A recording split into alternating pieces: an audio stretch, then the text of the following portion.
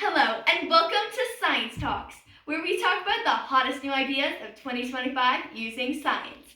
In this episode, we are featuring the Hydroclaw, the newest and only claw machine that does not run on expensive batteries or electricity. It has evolutionized the gaming world.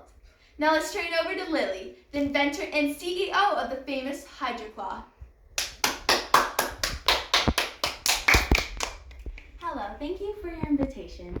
It has always been my dream to be on Science Talks, and I'm so honored to be able to share my idea on my favorite show. Well, we're the lucky ones to have you here. So, let's get into this. What gave you this idea? Well, as a kid, I loved going to arcades. I would spend my birthday, Christmas, and allowance money on games down at the corner arcade. But that was the day when games only cost 25 cents to play. I remember those days. But as I grew older, I eventually bought my house and started a family. Oh yeah, so I understand that your husband, Gavin, is in the audience tonight. Yeah, I wanted him to be here for my big night with my son Gerald and my newborn Abigail, but seriously. I realized the real value of money.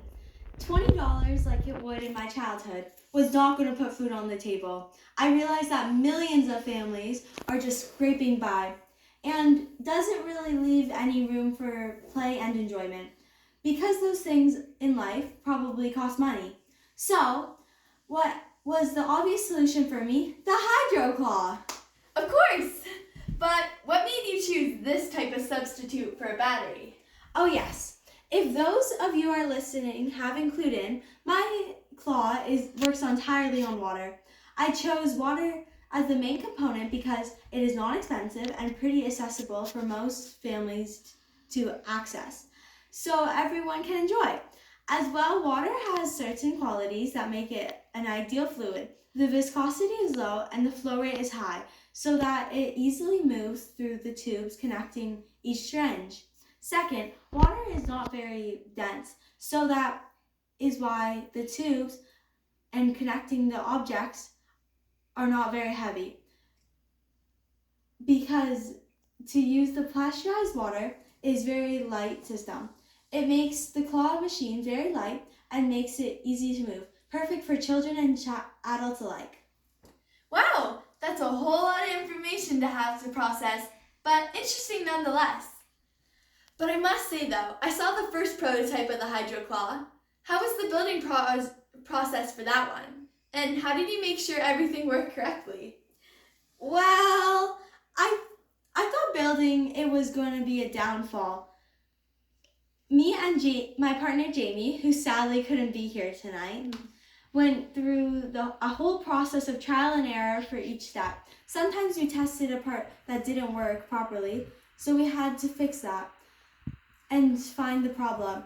Or we didn't have the required party, and that would stunt our work for a couple of days. And you know what? Sometimes the parts weren't even right ones. So we had to start from scratch on a few pieces. I'll just say, it was quite a long ride. I'll say, wow, sounds like it was quite the process. Oh, and I forgot to ask, how does the actual claw move? It was really very impressive when you showed me off stage. Thank you.